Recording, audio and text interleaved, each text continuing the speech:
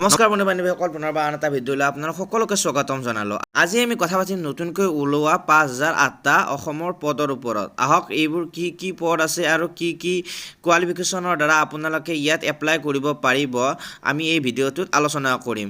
ভিডিঅ'টো আৰম্ভ কৰাৰ আগতে আপোনালোকক এটা কথা ক'ব বিচাৰিছোঁ, প্লিজ চেনেলটো ছাবস্ক্ৰাইব কৰি ল'ব আৰু এটা লাইক কৰি দিব, কাৰণ আপোনালোকৰ এটা লাইকে আমাক বহু উৎসাহিত কৰে। আহক আমি এতিয়া ভিডিঅ'টো আৰম্ভ কৰোঁ। ইয়াৰ পোষ্টৰ নাম হৈছে junior associate customer support and sales আৰু ইয়াৰ অৰ্গেনাইজেশ্যনটোৰ নাম হৈছে ষ্টেট বেংক অফ ইণ্ডিয়া আৰু ইয়াৰ পোষ্টৰ সংখ্যা আছে 5008টা। নৰ্থ ইষ্ট ষ্টেটৰ বাবে ইয়াত আপোনালোকৰ পোষ্ট কেইটা দিয়া আছে। অসমৰ আছে 258টা পোষ্ট, অৰুণাচল প্ৰদেশৰ 15টা, মণিপুৰৰ 28টা, মেঘালয়ৰ 23টা, মিজোৰামৰ 10টা, এনেদৰে পোষ্টবোৰ ডিভাইড কৰি দিয়া হৈছে। এতিয়া অসমৰ যিসকল কেণ্ডিডেটে ইয়াত এপ্লাই কৰিব তেওঁলোকৰ বাবে ইয়াত পোষ্ট আছে আপোনালোকৰ 258টা পোষ্ট। চ' আপোনালোকে ইয়াত এপ্লাই কৰিব পাৰে। আহক আমি ইয়াত এডুকেশ্যন কোৱালিফিকেশ্যনখিনি চাই লওঁ। Education qualification: graduation in any discipline from a recognised university or any equivalent qualification recognised as such by central government that having integrated dual degree certification should ensure that the date of passing the IDD is on before 30/11/2020। ইয়াত দিয়া আছে যে আপোনালোকে যিকোনো এখন recognise ইউনিভাৰ্চিটিৰ পৰা degree pass কৰা হ'ব লাগিব আৰু লগতে আপোনালোকৰ IDD যিটো চাৰ্টিফিকেট আছে সেইটো আপোনাৰ চাৰ্টিফিকেট হ'ব লাগিব, যিটো আপোনাৰ পাছিং মান্থ দিয়া আছে ইয়াত 30/11/2022 আগত হ'ব লাগিব।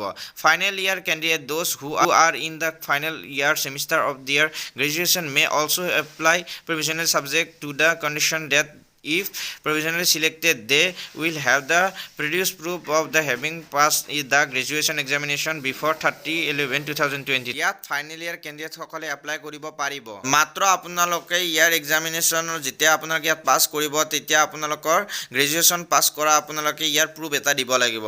Local language proficiency: the candidate applying for the vacancies of a particular state should be the proficient reading, writing, speaking, understanding in the specific of the local language of that state. ইয়াত কোৱা হৈছে যে আপোনালোকে যিটো ষ্টেটৰ পৰা exam দিব তাৰ local লেংগুৱেজত আপোনালোকে ভালদৰে পঢ়িব লিখিব আপোনালোকে ক'ব পাৰিব লাগিব, তেতিয়াহে আপোনালোকে এই পদকেইটাত এপ্লাই কৰিব পাৰিব। এতিয়া আমি ইয়াৰ এজ লিমিটটো চাই লওঁ। ইয়াত এজ লিমিট দিয়া আছে আপোনালোকৰ 20 বছৰৰ তলত আৰু 28 বছৰৰ ওপৰত আপোনালোকে এজ লিমিট থাকিলে আপোনালোকে এই পদকেইটাত এপ্লাই কৰিব নোৱাৰিব।